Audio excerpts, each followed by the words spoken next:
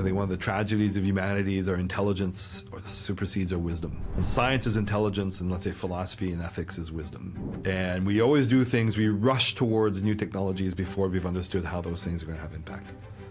And we're doing that with AI right now. So yeah, I'm not a big fan of the, let's stop all AI research stuff. Because there's a lot of AI scaries and what could go wrong. So where do you stand in this continuum? I think like all scientific revolutions, we have to look at it from a historical perspective. And I think this is not happening today. So I worked with a guy, his name is Bruno Latour. He invented something called actor network theory. I was still a physicist back then. I was introduced to his group. We started looking at patents. How do scientific or technical revolutions propagate?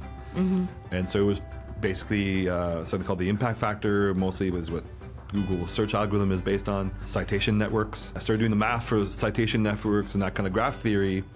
And I saw a lot of founders get divorced. It was just Sheryl Sandberg said, like, there are 5 things: fitness, friends, family. If you're an entrepreneur, you can pick 3 of the 5. And obviously I sacrifice fitness. And you have to choose. You have to choose fitness for later. Fitness for later. I lost a lot of weight, but man, I gained something like 60 pounds during that startup. Yeah, it's very stressful. I mean, I had my own company and like I broke all my front teeth. Whoa. Yeah, and now they're all back. How'd you break your teeth? I think the stress. So when I was running Keto Media, I was not even aware that I was grinding. That journey we talked about, like grinding your teeth. Yeah. Like Which is real. Like waking up in sweats at night. Oh, eating your emotions. Eating my emotions. Like, I have nightmares of Excel spreadsheet nightmares. Why? Cash flow. Oh, yeah. Burn rate. Burn rate. Okay.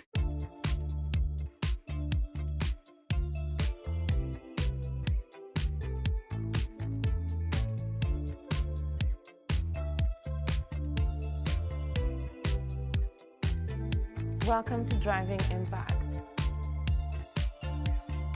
Welcome to Driving Impact, which is a podcast about all the leaders or also game changers in the world who want to drive massive impact in the industry. And I was visiting Montreal and I told my team, I said, we have to interview Claude. And they said, why? And I think today we're going to discover why. So tell us a little bit more about you. You're an astrophysicist. You're also an AI entrepreneur, you're a venture capitalist. So tell us a little bit more about you as a kid. Where did it start? Oh, boys. And also, who was your biggest influence, like teachers, friends, for the making of Claude Theoret? Wow, that was a great question. So I'm a Franco-Ontarian. I'm a French-Canadian from outside of Quebec. And I was raised in, I would say, like almost poverty. There were a lot of laws that prevented Francophones from going to school in English Canada. My mom had a grade 7 education. My dad had grade 5. You know, both of them hadn't even finished grade school. So it's really like started from the bottom. Really from the bottom. Like house trailer in a 10-acre field with unclean water. The water, I grew up with, so now the things I'm grateful for is like clean water every day. Yeah, the little things that we take for granted. Rule of law. Yeah, wow. I grew up always curious. My biological father was a hunting guide and really instilled in me a love of nature that to this day. Yeah, I still see you like going fishing with your son. Fishing was one of the most important things he transmitted to me. And what's special about fishing for you? Oh, well, fishing it's an analogy for life, right? You do, from a sales perspective, as a really senior salesperson, there's so many good sales analogies for fishing, right? Like, if you always be closing. If your hook's not in the water, then you're not going to catch nothing's going to fish. happen. Okay, I'm going to tell that to my team. Right. And you have in sales, you also have to stay zen, right? You can't be like frantic. The fish is not going to come. You can't exactly. You can't hunt fish. That's why we call it fishing. Yeah, I love Hunting it. is a different thing. Hunting is going after something and like chasing it. Fishing, you just got to be in. What I love about it is that you have to learn the ecosystem. Mm-hmm. Okay, and every lake, every ecosystem is different, and I think that's the thing I love the most about fishing, is that initial exploration, right? And like when my wife is Australian, so when we first went to Australia, I decided to snorkel. Yeah. Okay, parts of Sydney Harbor, just to figure out what kind of fish there were. And I nearly got eaten by a shark, by the way. Oh my gosh! So it was like all the locals will say there are sharks here, and I was saying, I'm like 2 feet away from the side, nothing's going to happen to me. And then the one guy on the paddleboard paddled up to me. I'm overweight, and the guy goes, if a shark bites me in the paddleboard, there'll be no problem. But if he bites you, you're like a seal. It's like it's a jackpot. It's jackpot. He's not gonna do one bite and let go. It's filet mignon, the best quality of meat. Yeah. So for me, like the things that love of nature, and then I'm a little bit dyslexic, dyslexic, as we'd say. So I wasn't doing well in school, and I went to Catholic school, and I learned the Bible just to spite my teacher.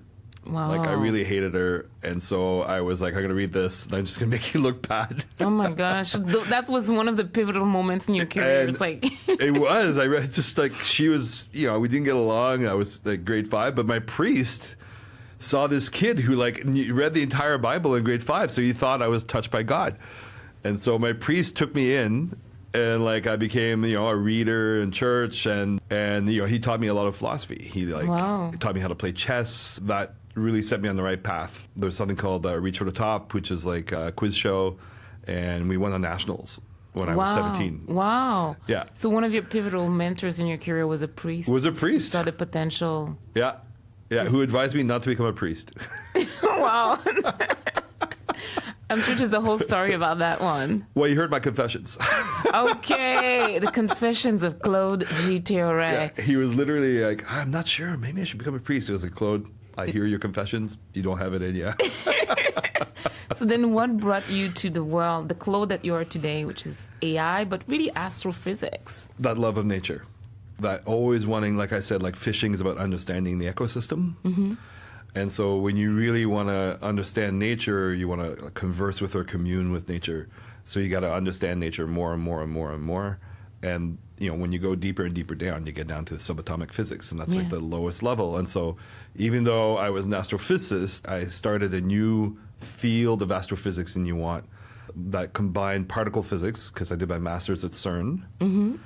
Which is particle physics, so it's electrons and anti-electrons. You accelerate close to the speed of light. And tell us a little bit more about CERN for the audience who doesn't know what it is. CERN is the biggest machine ever built by mankind on the border of Switzerland and France.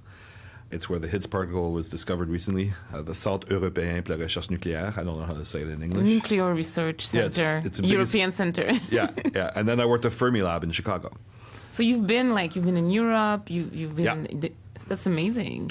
Well, that's the thing. I think if you find what you're good at, what you love, and you really pursue it until you fail at it or you excel at it, well, you're going to do one of the two. And that was a great thing about physics, is that it was something that, I was passionate about it because of that love of nature, and you get to see it in action all the time. You just went as far as I could in physics, and that took me. It took me to Chicago for the beginning of my PhD. I did my PhD at Sandia National Labs in Albuquerque. Which is Breaking Bad's territory. It's the home of Breaking Bad. I'm discovering so many things about you now. I'm like, I have a whole new perspective. Well, I loved Albuquerque. I loved, actually, I've done a lot of work with the military when I was doing my PhD, but also in my first startup. So my work with the military was, I think, entirely positive. And in terms of like where I stand on AI, I think that there's an AI arms race happening. We talked about it last night. I have no qualms whatsoever with working with the West, right? My biggest fear is, some dictatorships in the world winning the AI race. So AI dictatorship. So just to take a step back, what brought you from astrophysics to the world of AI? Because it's a jump. Like, I was a kid, I loved like black holes. I was reading Flatland. I was like, oh, this is so cool. It's 5 dimensions. But it's not like you actually did it. You studied. And on top of that, you also founded the astronomy department of McGill University, which is not a small feat. So can you tell us a bit more about that period and then what brought you? Yeah, so I was doing particle physics at Fermilab. And there was my supervisor. I've always been lucky to have one or two people who see talent, raw talent, and like take me under their wings. Like my priest, I had a great British physics professor in high school. Right? When you see people trying to help you, you have to take the hand. A lot of people don't know and they reject it or whatever. But I've always been really happy to have various mentorships, right? So David Hanna, I'll say his name, is a great physicist. But what happened is that when you do astronomy and you do particle physics, the amount of data you take is truly astronomical. And that's the leap to go from astrophysics to AI. So I have 2 patents in unsupervised learning. We didn't call it unsupervised learning back then. I have 2 patents. I had algorithms that automatically identified groups or signals and things in textual data. And so the patents were reclassified, I think, as unsupervised learning. Afterwards. And they're used by IBM. They're used by, I forgot who the list is, but like huge AI companies are still citing my patents. But at the time, I'm just a physicist. I adapted, okay, this is the truth. I adapted for those patents. I adapted an algorithm I developed when I was 24 working at CERN. Wow. And the algorithms were to spot weak signals of supersymmetry in particle collisions. Wow. And I was like, well, if this can identify these weak signals through this algorithm, I adapted it to textual data. And that's what I got 2 patents in. And then that was where things evolved. Because you work with so much data. Yeah. When you work with particle physics and astronomy. So McGill, while I was at McGill, switching from particle physics to astronomy, my supervisor, my unofficial supervisor, David Hanna, was like, hey, I want to start an astronomy department. I go, well, there is none. Wow. And he was like, cool. He goes, you can do, and I'll never forget this. He says, you can do your PhD and get out of here. Because like at the time, I was kind of just wanted to do a particle physics degree and get out and be a quantitative guy, a trader or something. Like that's where they hire all the physicists anyway. And he goes, you could do that, and that's completely respectable, and you're talented, you get through it very quickly. Or he says, we could change the history of physics in Canada. Which one are you going to choose? Which one are you going to choose? That's literally how he stated it. Okay, that's a good sales pitch, by the way. He's a smart guy, and so I said, let's do it, and we took this risk. My real supervisor was on sabbatical, and when he got back from sabbatical, the 3 of us just got this thing going, and we worked with the University of Chicago, Barnard University, and UCLA, and UC Santa Cruz. So some of the best universities. Next to me. Exactly. UCLA, hello. I spent some time down there, and Renee Ong, who was the lead scientist, is still a prof at UCLA. And I learned immensely from these people, right? And then traveling to the U.S., seeing like just the sheer amount of money they had for science compared to what we have in Canada, like working on Sandia National Labs, just being exposed to that at such a young age, right? Yeah. 24 at CERN. I didn't travel to Geneva, but like I stayed in Montreal for that. But going to the U.S., seeing Fermilab, meeting my first Nobel laureate while I was at Fermilab, all this stuff, it was like a huge opening. And what happened is that you became very good at handling like colossal amounts of data. Which is incredible, and that's how I also heard more about you when I was in Montreal. So let's talk a little bit about the zeitgeist of AI, because you were in AI before it was formally called AI. Yeah. So what was artificial intelligence before in the 90s versus today? So AI, I worked, in 1991, I worked at Northern Telecom, Bell Northern Research. We used to call it Big Nerd Ranch, right here in Montreal, where I did a work term where we were trying to do speech recognition. Okay.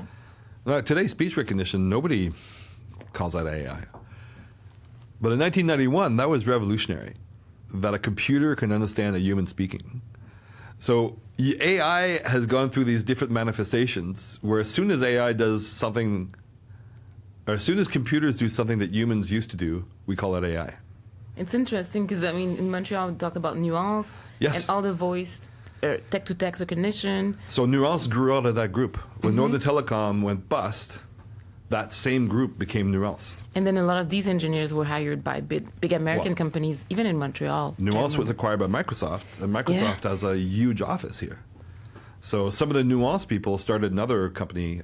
This guy is called Andy Morrow, who started a chatbot company, Automat AI, right? And that's all from that Nuance lab. But also, Nick Capados, who's another big Montreal AI guy, was at that lab as well.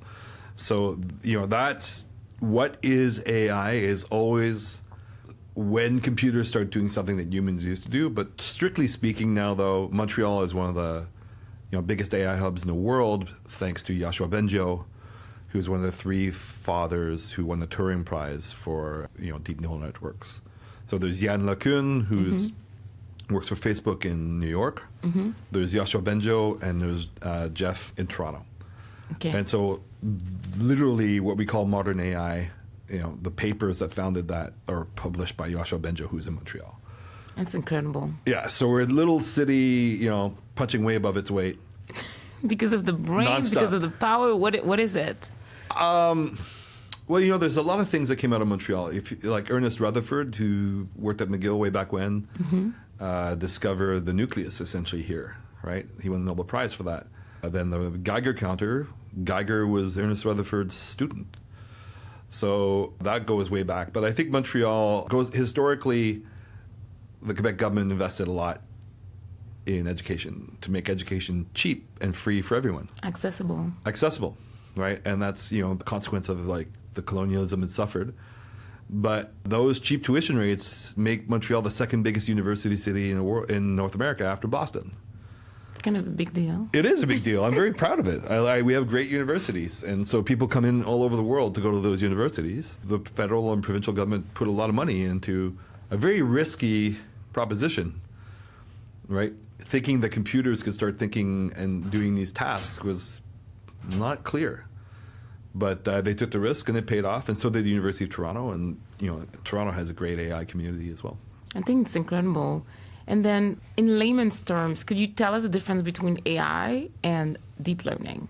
Deep learning is a part of AI. So what the term AI now is, I think people abuse the term. Yeah. Machine learning is part of AI. What I used to do, which was people call unsupervised learning, I just called it clustering algorithms. I didn't call myself an AI person. I thought I would lose respect because I had too much respect for the people who did deep learning. Yeah. Yeah. And now everybody's talking about AI. Everybody and their mother. Yeah. Decision science. There are all these things that are just being lopped into AI. Yeah. So deep learning is basically a form of, it's a bunch of algorithms that accelerate neural networks and do a pre-form of learning so that the neural networks learn on their own. Okay, and machine learning is anything from statistical fitting and doing that kind of stuff. So there's a lot of different branches of machine learning. Then there's reinforcement learning, and all these things now are all being lumped into AI. Yeah, it's the big tagline. Yeah. Now let's zoom in a little bit more about you. So you founded Nexalogy, and you sold this company, which was all about big data. Yeah. And now you're the founder of Ex Machina. Yeah. I want to just go do a little bit flashback about Nexalogy, because that's the time when I met you initially, and I was part of I was doing social media at the time. Yeah. Flickr, and I was like, oh, this guy is smart. It's super interesting what he's doing, and you were analyzing all this data about behaviors and predictive types of analysis. So Nexalogy was straight from, like I said, from my work when I was at CERN. While I was in Paris, so I lived in Paris for 6 years. And Paris is its own amazing place. Yeah. But one of the things about Paris that's incredible is its sheer density. There are more Nobel laureates on one street in Paris than all of Canadian history, right? So incredible. I worked with a guy, his name is Bruno Latour. He just died recently, but he invented something called actor network theory. And I was still a physicist back then. I was introduced to his group. And we started looking at patents and how do scientific or technical revolutions propagate. And so it was basically something called the impact factor. Mostly was what Google search algorithm is based on, citation networks. And I started doing the math for citation networks and that kind of graph theory. And I actually transitioned out of physics into sociology briefly. So I published twice in sociology, and I worked as a postdoc. And I really loved it. I loved it. Every year, McGill has a Nobel laureate from the previous year who comes and gives a talk. And I remember once, I forget which Nobel laureate said, we asked a question as a physicist, how can I drive the biggest impact? And that Nobel laureate, he said, get out of physics. Get into the world. Get into the world. Take what you've learned as a physicist and apply it to the real world. And I think that's very pertinent to your podcast. And I think physicists do that over and over again. They get out of physics, and you see them in all kinds of fields that are too new, right? And do you think that's what brought you to create Nexalogy? Yes. So you got into the world. I got outside of physics into sociology, and I started seeing, oh my God, we can actually see how scientists work together and which which kind of scientific ideas will propagate why. And I just said, there's something called a blog. This was like 2006. And the data is not clean, but it's free. And none of the people I was working with in the sociology department wanted to do anything with blogs. They thought it was crappy data. And it is. It's massive crappy data. And I just said, hey, I think I could do this on a much bigger scale than just patents on scientific literature. And that was the birth of Nexalogy. Wow. And then, of course, like as soon as a new social network come along, like we jumped on Twitter. Twitter had amazing terms of service in the early days. They shared their data with everyone, and like we built basically an engine. It's real-time data. It's massive amounts of data. Yeah, so the data processing, everything else is very challenging. And yeah, I really enjoyed. We did a lot of work. We tried to work with agencies. So eventually got Droga 5 as one of my clients, a big agency in New York. I had one of my first software clients was in San Francisco, right off the bat. Yeah. So working in Montreal, we didn't have any clients at all from the city. But eventually we did a lot of work. Of course, we did some work for the government, various political parties. Always worked on the progressive side. So you were not the Cambridge Analytica? No, version? we did meet with them 2-3 times. Okay. They were looking to buy data, and we ended up going with one of my competitors. So I was super happy about that. Yeah. But we always drew the line at Nexalogy to not do ad buy. Okay. Right? And Cambridge Analytica, we can go deep on that if you want. But like, what Cambridge Analytica did very well was psychometrics. Right, so they were able to really understand psychometric targeting, and then ad bias. So if you look at the Brexit controversy, like one of the biggest spends for the Leave side was Cambridge Analytica Associated Company in Victoria, in Canada. Right, that did a whole bunch of psychometric ad targeting, and that it's controversial. Pollsters will tell you it doesn't work. Yeah. To this day, people say Cambridge Analytica was all because. People who do traditional ads and polling don't like the psychometric kind of data, but so Nexalogy didn't do psychometrics. We didn't do it. What we did is that we spotted networks, and we spotted, if you want, proto ideas before they would become actual networks of people knowing each other. Okay. So when you spoke about zeitgeist, we were able to identify zeitgeist. Right. Can you give us some examples? I want to bring back for everybody of like what did Nexalogy do and what. Yeah. So some of the things that we're able to do is gauge the temperature around public policy. Okay. Right. So just before an election, what are the people talking about? Is it what you think it is? What's top of mind? Yeah. Yeah. So we did one where people, I can't talk about specifics, but people were the political party thought that. One social issue that was on the media all the time was what the election was going to be about. And when we actually polled right across, we didn't poll, we just sucked in as much as we could. Turns out health was the biggest thing. Wow. Right? And what did the people think, what did the politicians think that was top of mind versus health? Well, politicians, one of the things is that they often don't listen. So So you help them listen to get a pulse of the population. Correct. All the time. Correct. Okay. My main investors were a polling firm, Environics. Okay. And so they're great angel investors. I'm thankful to this day, and I'm still very good friends with both the CEO of Environics, Barry Watson. And so they saw it as a way of polling and doing real-time focus groups. Which is super exciting. And then now, tell us a bit more about, so you sold Nexalogy. Yeah. It's another chapter. Yeah. And you started Ex Machina. Yeah, so Ex Machina, we talked about it briefly. So what I've seen is that, the first wave of AI funding, there's a really seminal paper that Andreessen Horowitz wrote that says AI is not like software. The initial round of VC investment in AI was done with the idea that it would be SaaS and highly profitable and high margins, and then you do the model once and you can just go. But it turns out it's not like that. No. It turns out there's a lot of services that need to be done. Corporate America is not quite ready. Now we're seeing that people really starting to uptake AI. Mm-hmm. But to this day... if you go on LinkedIn, that's all people are talking about. I know, like but... You can't just... So if you look at, let's say, big data, Wall Street Journal reported that 85% of the Fortune 500 big data projects failed. Right? Gartner stopped doing the Hart curve on big data in 2017. right? Why? There's not enough people who understand data in the U.S. economy. And then now there's all this hype Yeah. around AI, which is based on data. Yeah. So where do we, I mean... We're in another hype cycle, that's for sure. Okay. Without a doubt. But the thing is that I've always believed in AI way back from 2006, okay? So even though we didn't call it AI, we called it big data or whatever you want to call it back then, because it drives efficiencies, right? And it's automated insights. And so one of the interesting things right now about AI is that it's taking over spheres of human activity. Like I said before, like voice recognition was something that only humans did. Yeah. And in the 90s, we've got to have computers to do it. So that every time we do one of these things that automates a part of what we think is purely human, It's a big leap. Massive amount of efficiency and change happens.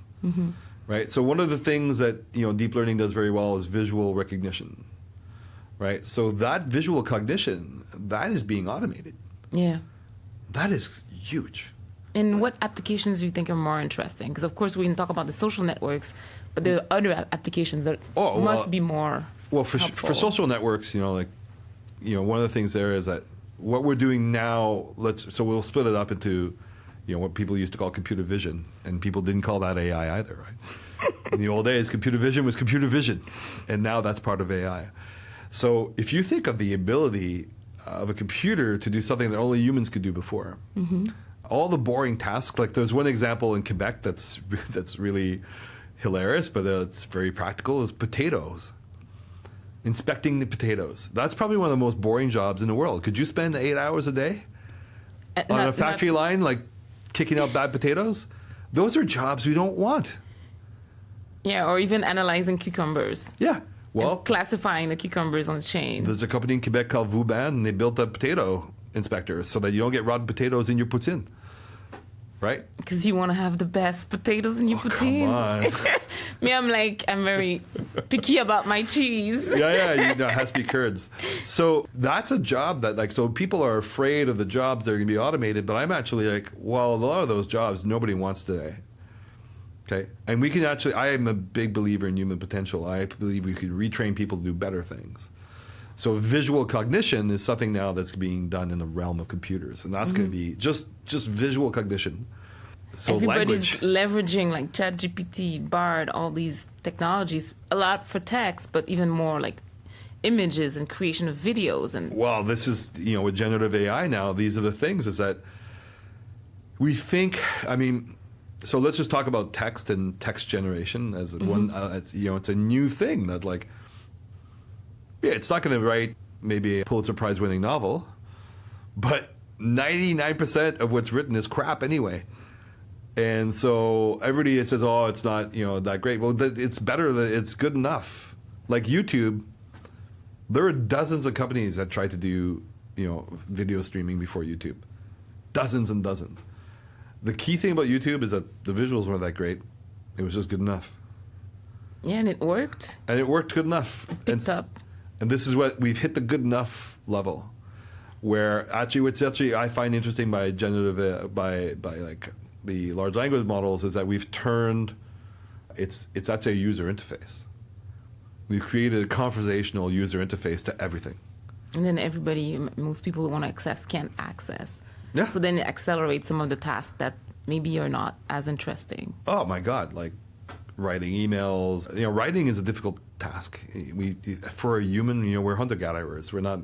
Yeah, to thoughtfully write something. Yeah. Not just to write. Well, I'm dyslexic, so for me, writing's a pain. Like I've sometimes spent like half an hour trying to get an email right.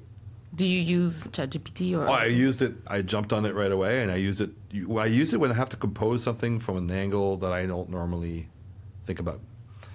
Like, write this from an HR perspective. Yeah. Those are the prompts that I like, right?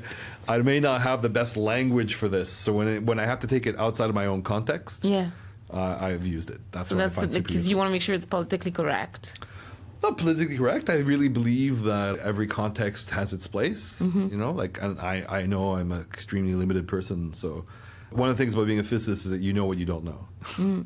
Which is good because some people don't I know. don't know what they don't know. I know. So you founded Ex Machina. So Ex Machina, what we saw is that there were going to be problems in the way that AI companies are funded. Mm-hmm.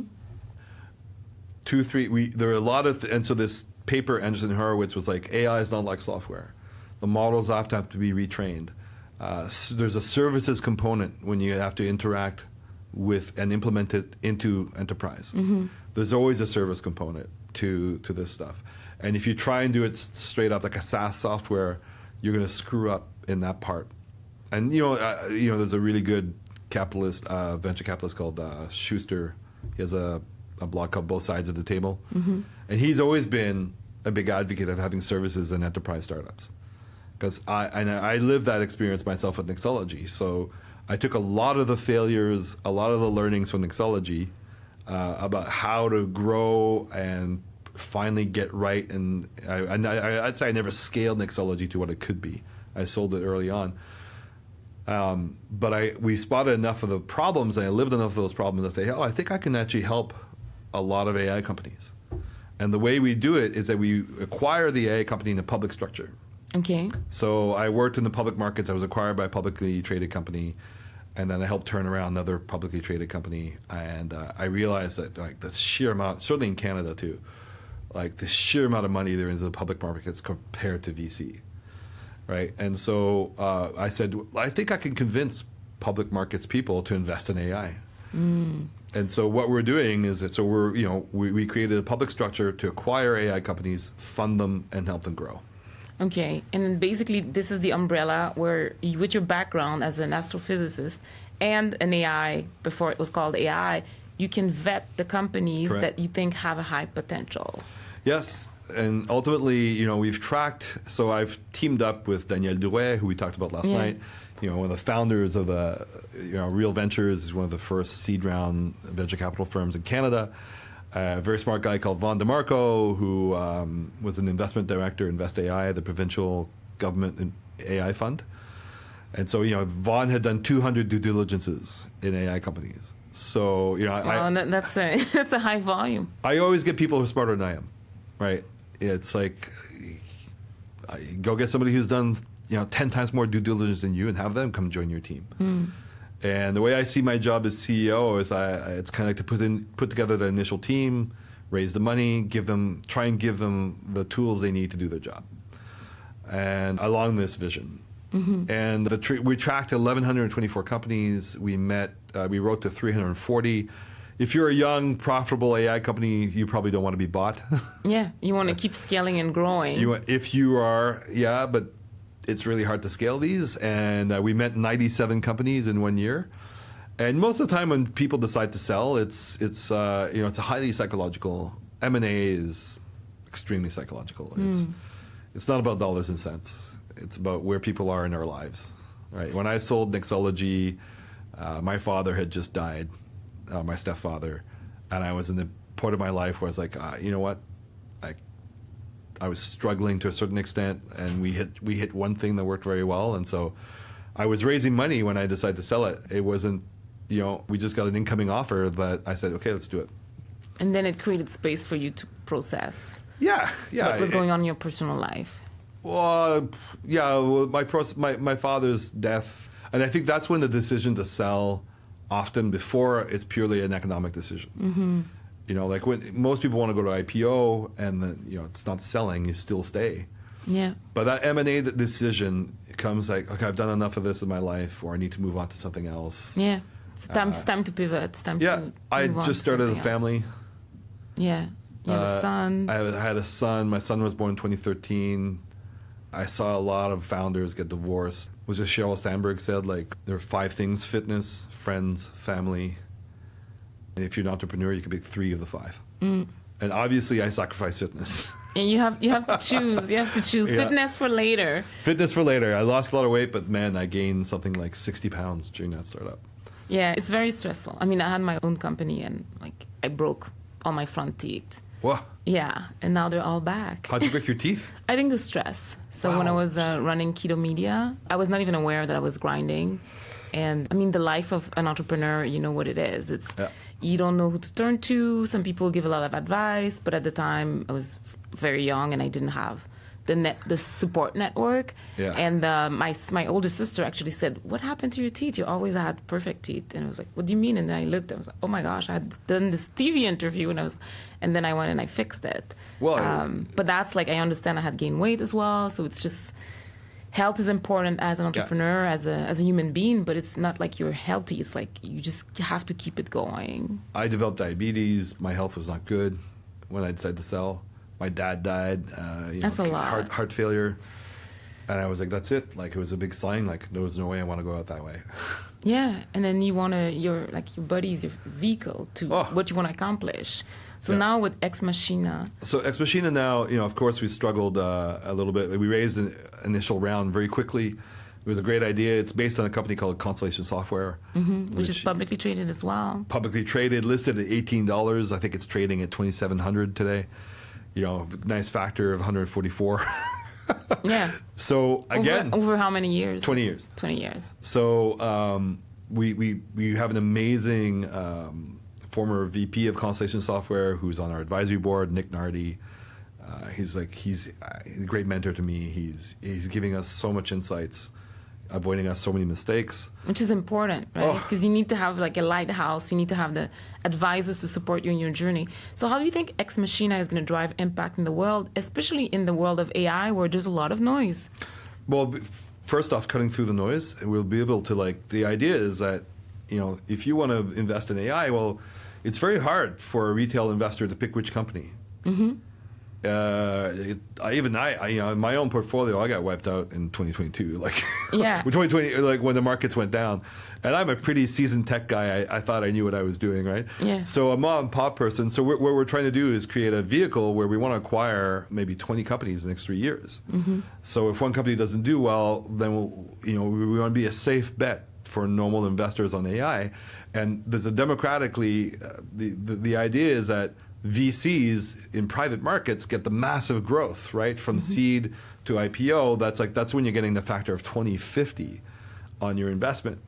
And so the idea is maybe we can acquire companies and we can't do a factor of 50 like a VC, but if we do the Constellation model, normal people who don't know a lot about AI will be able to invest in AI and get a pretty big growth factor. Yeah, because then they can buy shares and participate in the AI revolution. Yeah, who's your team in Ex Machina? Well, Daniel Drouet, who's founded Real Ventures a long time ago. Von DeMarco, who was at Invest AI, and then I have two public markets guys, Scott Monroe and Patrick Brown, and they know everything about public markets, right? So Patrick lived in Houston, did some U.S. Public markets.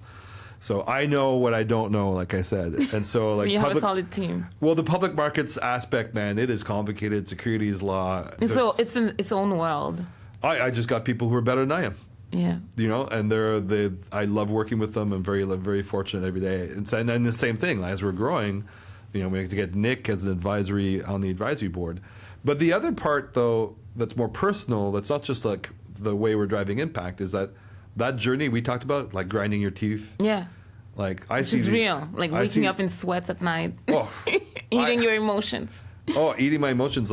I have nightmares of Excel spreadsheet nightmares. Why? Cash flow. Right? Oh, yeah.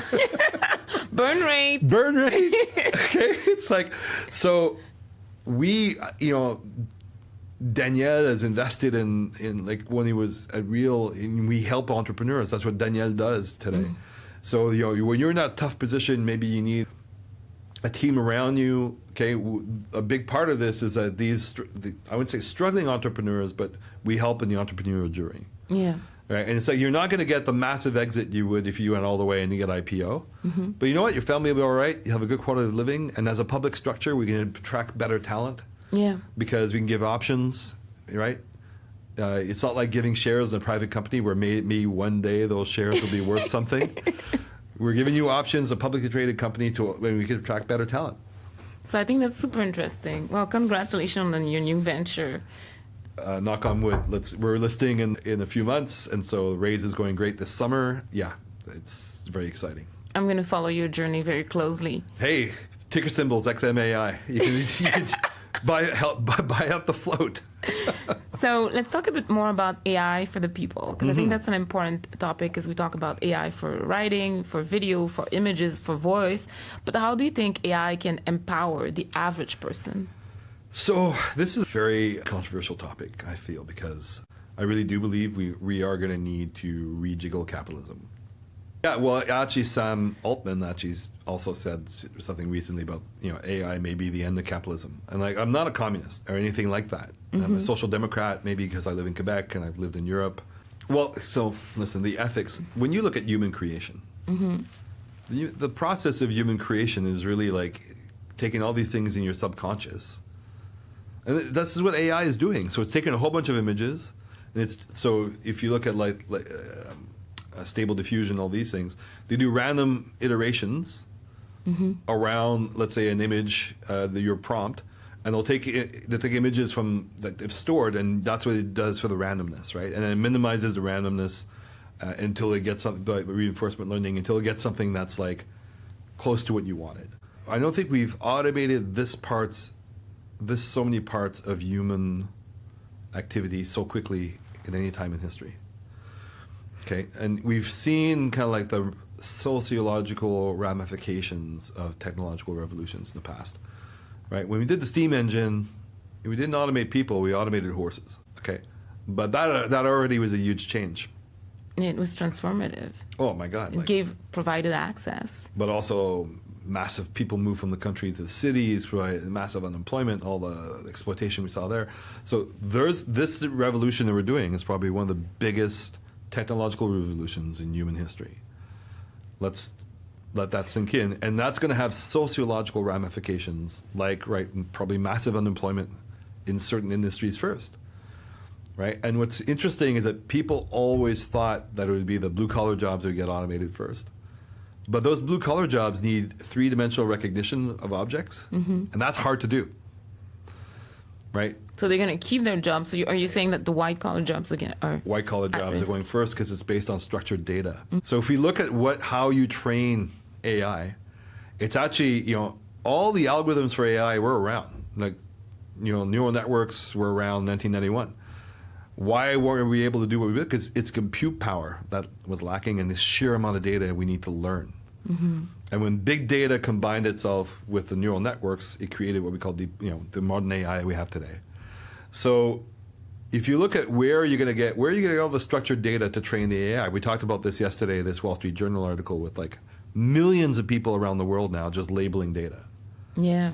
That data, when you do machine learning... You need humans to label data. You need humans somewhere to be able to help organize it. A computer can't tell the difference between a banana and an orange. Our minds come preloaded with tons of stuff that computers don't have. Yeah. So there has to be a whole bunch of data somewhere that's labeled orange for the computer to go, oh, these are the things that resemble an orange. This is a chair. This is a banana. Yeah. So all that stuff has to be labeled by humans first.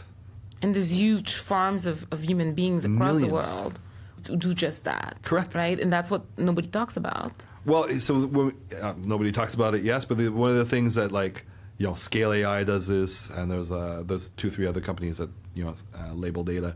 Now the consequences of this are coming out, but one of the reasons why creative industries are being disrupted first is that data was all pre-labeled. How many pictures are there on the internet of Tamara Delampika or any artist you want? It's accessible. And so we trained it with what was free and what was labeled. And accessible. And that hit the creative industries first. It's incredible. Right? So there's tons of image data with tons of this is a movie, what I found interesting too is doing this in the style of, let's say, Wes Anderson, right? Yeah. It did such a good job because there's so much stuff on the internet to train. So what do you think is next after the creative industry? I think structured areas of structured data, but everything with this data is public. Okay, I think where we're going to see a lot of acquisitions now coming in the future are going to be around data moats, where data that the various OpenAI whatever can't train on. If you have some of that proprietary data and you could do your own machine learning on that, then that may be acquired. Certainly, you get to monetize that, right?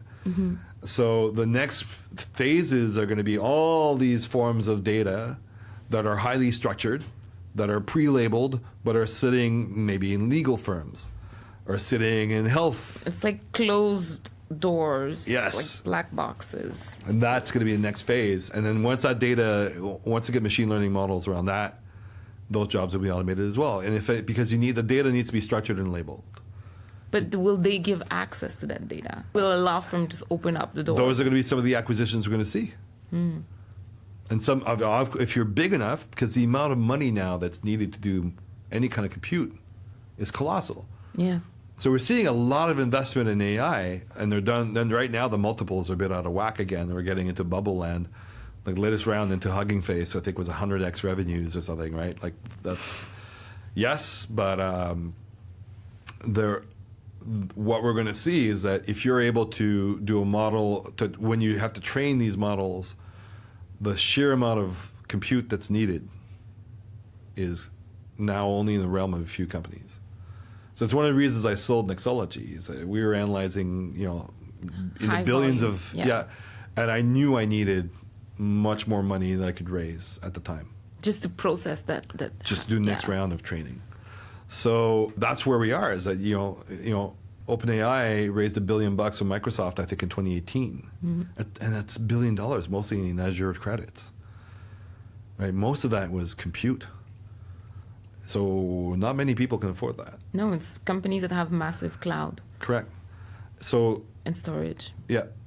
So there may be some places now where it's going to be about data moats, and then even if you have the data moat, do you have the compute? Do you have the expertise to monetize that data? Because I always say, people used to say data was oil, right? And I had a talk way back when that was like on SlideShare, and it was the most shared talk on all of SlideShare for 1 week. Wow. Yeah.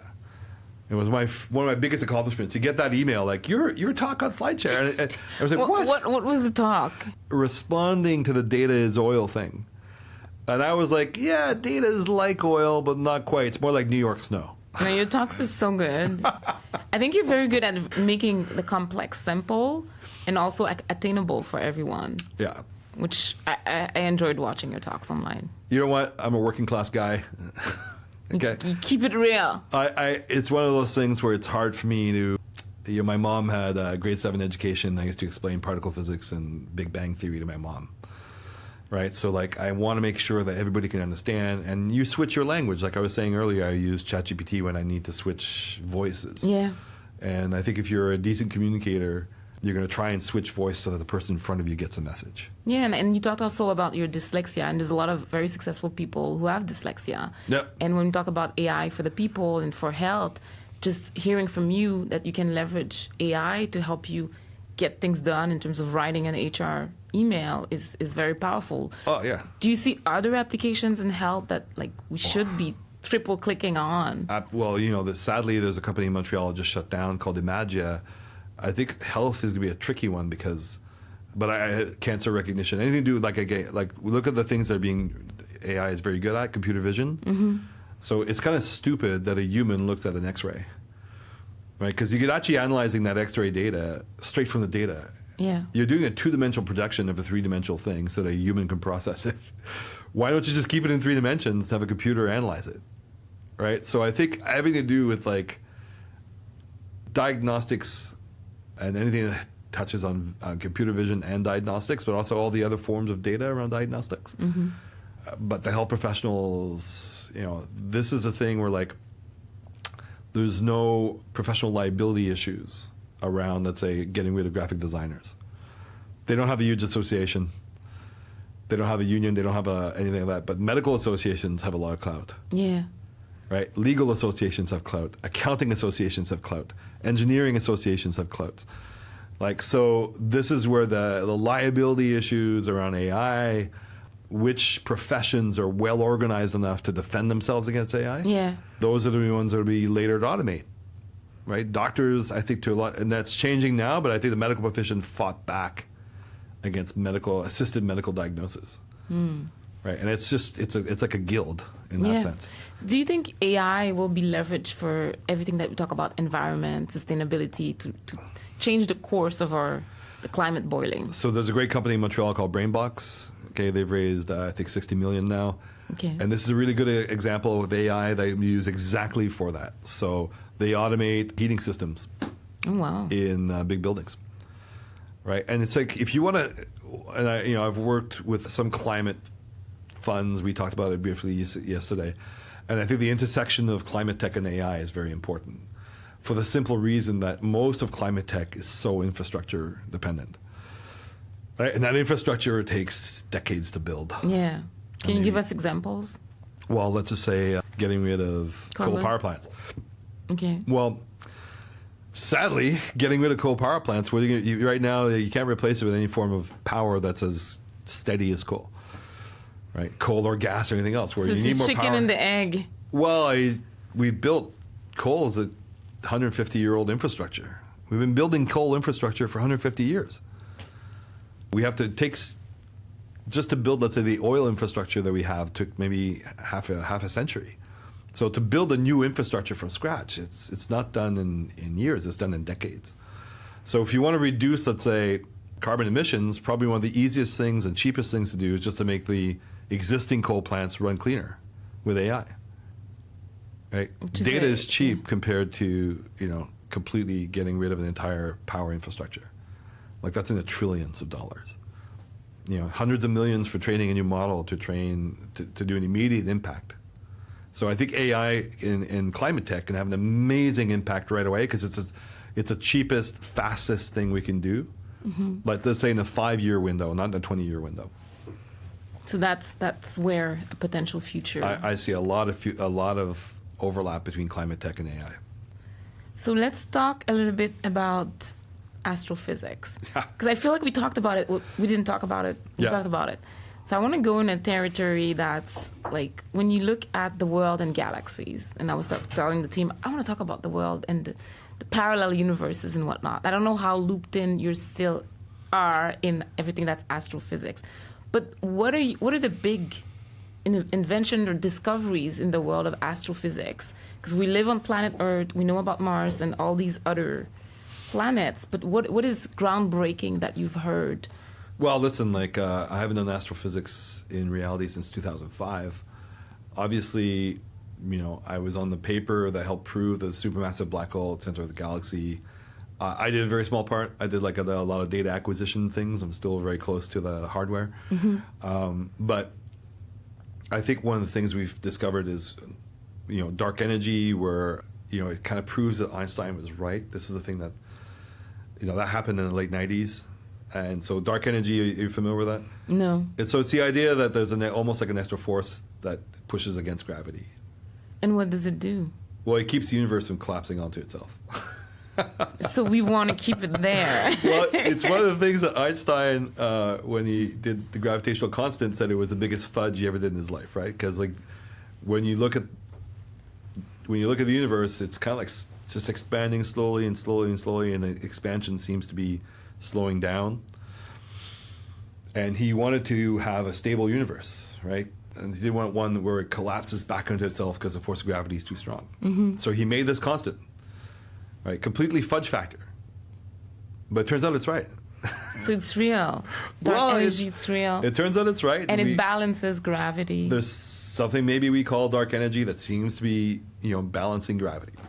And is it at any risk at the moment of losing its balance? No, it's more like these happens over billions of years. So there's no immediate risk in anything in astrophysics, right? Everything is, and in astrophysics, everything is, it's not too precise. It's the universe is I think we know now 13 billion or 14 billion years old, but plus or minus a billion. But where was I a billion years ago? Yeah, those are the scale that the error bars on that kind of stuff are quite big. And so those are, and then I guess the big one is a few years back we saw the actual visual picture of a black hole, which is astounding. The amount of work that needed to go into do that was astronomy. That's not so much groundbreaking in terms of actual pushing the boundaries of human knowledge of astrophysics. Yeah. But in terms of for everyone to understand, black holes are real. Right? There's tons of them. They're all over the place. So those are the things, I think those are the latest big developments that happened. But tell me more about the fact that black holes are real. What does it give access to? And in science fiction, they talk about you go in You just go in time warp, and then you're like 50 years in the future. But what is the impact of black holes on us? Like, why does it matter? I mean, I love black holes. I just think it's a concept is interesting, but so it feels so far. When I was an astrophysicist, I like I said, I did it because I love understanding. But ultimately, one of the things that I realized that from a sociological perspective is that every time we expand the knowledge of humanity, and we have a new way of understanding things, which is science, you're actually like displacing other crazy myths, right? And I think black holes for me, I don't like. So I'm not actually a big reader of science fiction, right? I never, didn't like Star Trek, all that stuff. I think what's important about black holes is actually that they're the end. The end of? The end of matter or anything else like this. It's like black holes, there's nothing, like from what I understand, everything in literature, there's always crazy theories you can read somewhere, but for the most part, they're neutron stars. And they have neutron data, which is extremely dense. And the black hole just gets bigger. So it's a creative process. It gets bigger and bigger. And bigger and bigger and bigger, and there's no coming out of it. There's no thing on the other side. When you fall into a black hole, you will become part of the black hole. So you'll become part of that thing that's causing that singularity. Okay, can you tell us a bit more about it? I mean, we're not going to fall into a black hole, but let's say the Earth would fall into a black hole. What would happen? It would last microseconds. It would last, I think there are simulations that are done of that it would last like 2-3 seconds. Like, as you're approaching a black hole, the force of gravity is so strong that just over the distance between your feet and your legs, the tidal forces would tear you apart. Okay, so it's annihilation, which is vanish. It's just that force of gravity, as you get closer to something, gets stronger. So when we talk about tidal forces, so if, let's say, a solar system would fall into a black hole, the sun would be ripped apart like even before it'd be close to the black hole because the force of gravity is so strong. And then you probably likely become a plasma before you actually go in. Okay, but none of these things are going to happen. No. Now. No, okay. But I always found that the thing that's important about black holes is that, there's sources of wonder and nothing, but what I found is that it's the end. Right? But it's the end and the beginning. Because a new universe of a new galaxy. No, it's where galaxies, they're black holes probably the center of every galaxy. And if you do simulations of how the universe evolved, unless you had some initial variations in density, the universe there wouldn't have been enough time to form galaxies. The force of gravity didn't have time to squish everything into a galaxy. So it's probably primordial black holes that were around right in the beginning that started having enough attractive force to draw in all the matter. So that's why black holes are, a lot of ways, it's like the beginning of the universe, right? Where there's, you started forming galaxies and they're important in galaxy formation. But also at the end, like when a star explodes, if it's heavy enough, it has something called the Chandrasekhar mass limit. And I think it has to be about 10 times the mass of our sun. I'm rusty on this. 9 or 10 times the mass of our sun. If you have that mass limit, then you will have like a supernova, and then what's at the core of a supernova is a neutron star. And that neutron matter is so dense that one spoonful of neutron matter weighs as much as the entire planet Earth. Wow. And that's what the center of, let's say, a black hole. That's the order of magnitude of its importance. Of the sheer mass. Yeah. So when you have supernova is an interesting process, right? It's like stars are like onions. And we are made from stardust, right? You've heard that. Yeah. It's actually true. From Hubert Reeves. Proud Montrealer who lives in Paris, right? And who I interviewed when I was doing radio a long time ago. Yeah. I got the book in French. Well, it's so, stars are element creating ovens, form like onions. And the outer elements of the stars are very light, like hydrogen, helium. You take 2 hydrogens, you put them together with 2 extra neutrons, make a helium. You put an extra hydrogen, you get a lithium. You put an extra hydrogen, you get a boron. Or you could take 2 heliums, put them together, and get a boron. So all the elements are made together in stars because the force of gravity squishes these atoms together that don't usually want to be close to each other. Okay, and the force of gravity gets so strong that it overcomes the electromagnetic repulsion and forces the nuclei to combine. And the difference in mass between the nuclei as they are apart and when they're together gets emitted in light. That's why the fusion process generates light. And that's why our sun generates light. It's a difference in mass from fusing two different atoms together. Okay? And so you keep this process going until you get to iron. When you start doing fusion with iron, it takes more energy than it gives out. Endothermic process. So the core of the sun is a huge iron ball, right? And what happens is that at one point, the force of gravity gets so strong that there's something called the weak force. And the weak force is like a sex change force. What does that mean? It takes quarks and makes them change flavors of quarks. Okay. So you'll go from an up quark to a down quark. Okay? That's what the weak force does. But when it does this, it changes a proton to a neutron. Okay. And so protons don't want to get close to each other, right? They have a huge positive electromagnetic force that keeps them apart. So when I hit this table, it's mostly empty space. Okay, what's pushing back on me is protons that don't want to get closer to each other, right? But I know as a physicist that this wooden table has a lot of empty space. When the weak force comes into play and changes an up quark or a down quark to flavors, you can go from up, up, down, which is a proton, to down, down, up, which is a neutron. Okay? Whoa. When everything changes to a neutron, what happens? You no longer have that force pushing back. So all the nuclei can squish together immensely. That's why you get that neutron matter that's so dense. Right? That spoonful of matter that's as dense as the entire planet Earth. Yeah. That's what happens when you get rid of the electromagnetic repulsion of protons. Interesting. So that iron core collapses. Right? The entire sun would collapse to something that's like 50 kilometers wide. Imagine that, of density. It's like an impact collision. It's an implosion. A supernova is an implosion. And so the iron core collapses into this super dense neutron matter. And then all the other elements that are lighter than iron, and they're like an onion layer around the iron core, come smashing down onto the neutron star that's now being born.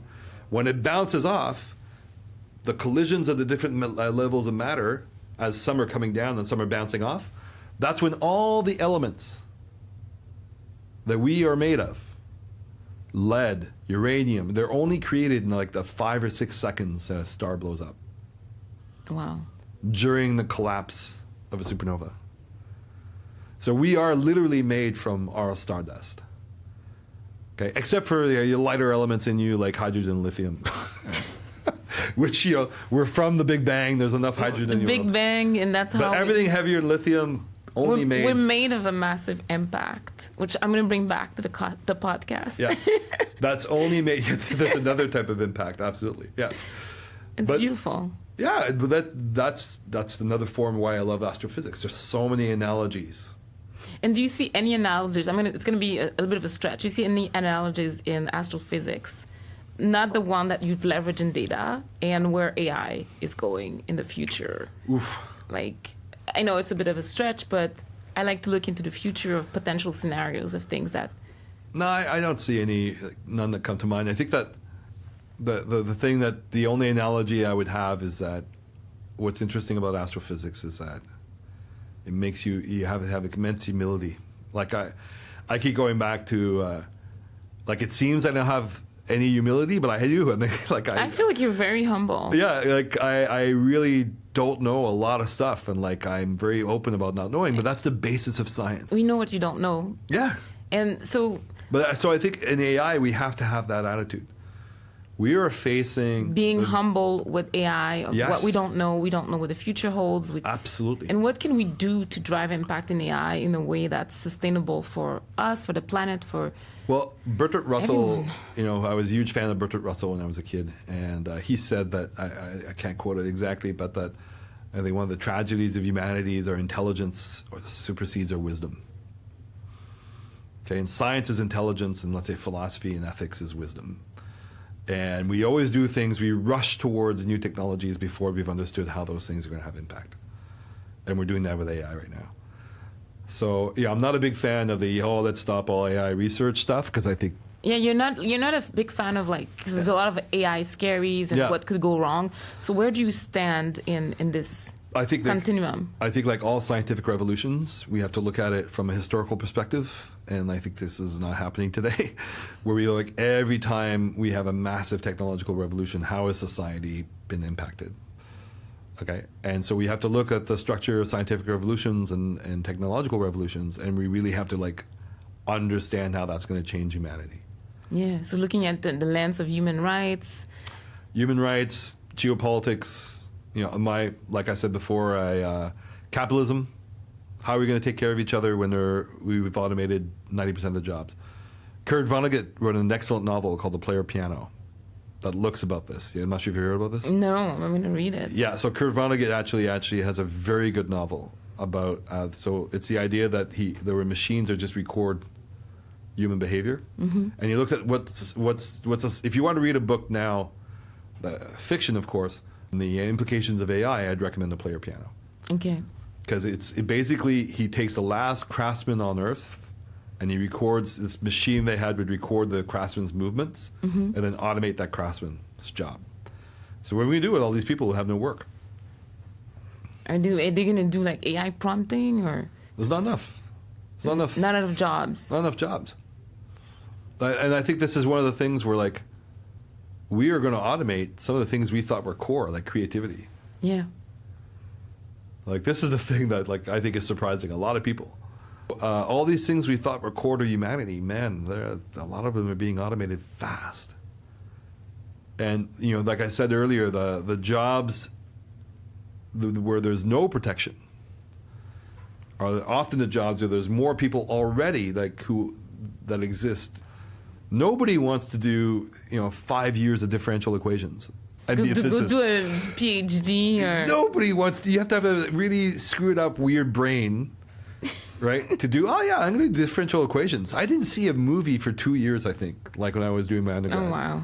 Right? Like... It's intense. It's a commitment. I went to Waterloo, a very tough university. And, and so that stuff, like OpenAI can't do math. We don't, that kind of stuff is going to stay human longer than we think.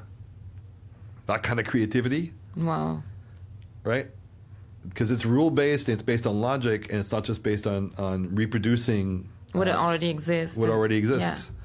So, like, what we used to think were the creative industries, they may get wiped out very quickly. So what would be your recommendation for somebody who wants to evolve in their career? Learn prompt engineering as fast as possible. And then what else? Learn to code. But maybe not even that anymore. Yeah, because GitHub is owned by Microsoft, and and ChatGPT can also help. It's structured data. Yeah, it's this worked, this didn't work. GitHub, we just created the biggest repository of code in the world. Yeah, and it's owned by Microsoft. So, like, without a doubt, all that structured data, there's going to be machine learning on that, and that's going to be reproduced as well. So, this is why I really think we got to think: what are we going to do with all these humans? How are we going to change capitalism? Yeah. Okay, I believe in the creative destruction theory. Okay, I do believe there'll be new jobs that'll be created, but I don't think the speed at which things are happening is the issue. Right? What do you think is the issue? Well, when the idea of creative destruction is that when you have a new technology that destroys a previous industry, that there's new things that come up, like video games. Yeah. Who would have thought that like we'd be playing video games as much as we thought we'd be playing video games and employ as many people, right? So we may have destroyed, let's say, traditional cinema by doing that. I've never been to a cinema now, like certainly since the pandemic, right? So what do? We watch Netflix at home. That's been disrupted, and I love playing video games. Video games are like a form of movie now. They're so intricate, right? If you look at The Last of Us, right? A great series, but it was a video game before it was a series. Yeah, it's interesting how things evolve. I mean, but there's some classic I don't know. Claude Lelouch movies, I was a big fan when I was 17. Yeah. So it's like, I don't know, maybe AI is going to be good in all these different languages and create movies. I think AI is going to really move fast in the movie industry just because, again, there's so much outlying data. And there's so much like, this is a good movie, this is not a good movie. It's all rated. So it's easy for machine learning to go, oh, this works, this doesn't work. If you look at prompt engineering, okay, when you look at movie financing, it's all done by like going, oh, we're going to do, Star Wars, Vampire Star Wars, right? Well, that's prompt engineering. That's incredible. Right? So there's so much classifications. We can say Vampire Star Wars because there's so many vampire movies and so many Star Wars movies. You can mix and mash them. That a human can understand the classification. That means there's a lot of data, that a lot of movies onto this, and that means we could train AI on it.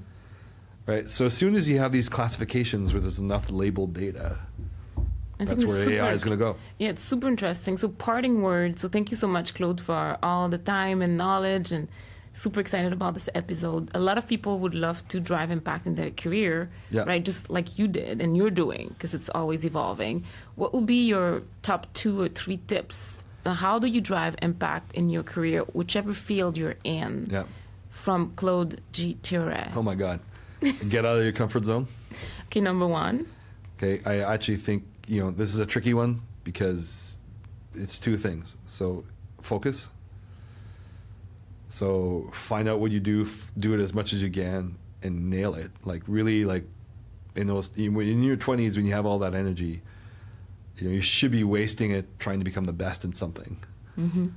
Okay, and doing that as much as that work as possible, and then and that means getting out of your comfort zone. So basically, focus.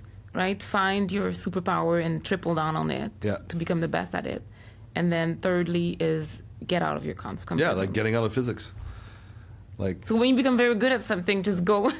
Well, yeah, sometimes inside that field, you have much bigger impact outside of that. Right? Because you're leveraging what you've learned and poured it into a different domain, and then there's... And that's really out of your comfort zone, because I was a decent physicist. Like, I wasn't great. But at least, I had, going to startups, I started from nothing. 0. And then on top of that, when you're a professor, no one wants to fund your startup. Right? Because they don't know if you're going to be real applicable in the real world, or if you're just going to, somebody's going to, theories. I finished, so there was something in Canada called the KjP&x exchange, which is a competition of the 20 best startups. I finished 3rd way back when I started Nexalogy, and I remember I had a spy kind of on the admission committee helping me out, and he said the biggest thing they had against me was that I was a professor. Right? There's this whole oh, he's not going to be an entrepreneur and none of that. But nobody knew I grew up in poverty. I was a cattle dealer before I was a professor, right? So it's you've had this history of really overcoming adversity, reinventing yourself, but getting out of your own field, starting from 0, is colossal. Most people never want to do that. They always want to be on top of the game. On top of their game, Bigger fish in a smaller pond. It's amazing. Well, thank you so much, Claude, and super excited about this episode and what's the future holds for you and Ex Machina and all the wonderful things you're going to do. Kathleen, it's fantastic to see you again. Thank you. I'm so glad you're back in Montreal just for this, and it was really nice. Thank you. Thank you.